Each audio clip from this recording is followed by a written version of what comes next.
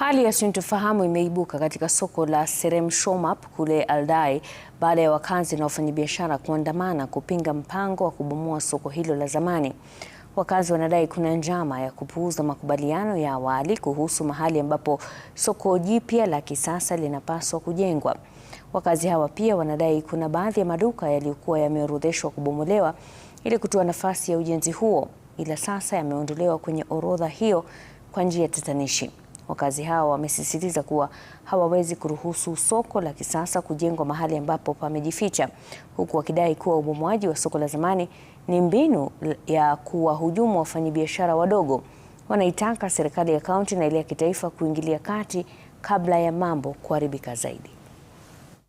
Wanataka kupomoa soko la kitambo.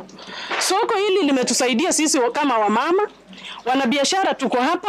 Sasa hatujui ni nini, tunasikia tu kamati ndio wameandika minutes. Mimi niko upande wa kamati, but hakuna minutes tumeandika tukasema soko ya Serem lipomolewe. Engineers wa housing walipofika hapa Serem wakapima soko, mahali penye soko itajengwa, na ikasemekana kwamba manyumba 12 zitatolewa.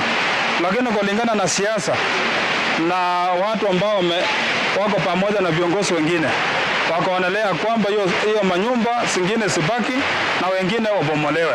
Mambo kama hayo hatutakubali. Tunaomba hizi soko kama ni kujengwa zote ziangaliana. Ya Western ikikuwa huko na ya Nandi ikikuwa huko. Kama umekosa kitu huko ya Western unakuja kwa Nandi, zote zikuwa kwa barabara. Huko inapepa wafanyabiashara zaidi ya 2,000, 3,000 ambao wanafanya biashara hapa. Mheshimiwa Rais, nakuomba hivi, kuja utuokoe kwa hii soko, kwa sababu kuna watu wengine hawataki maendeleo, hawataki soko yako ionekane huko.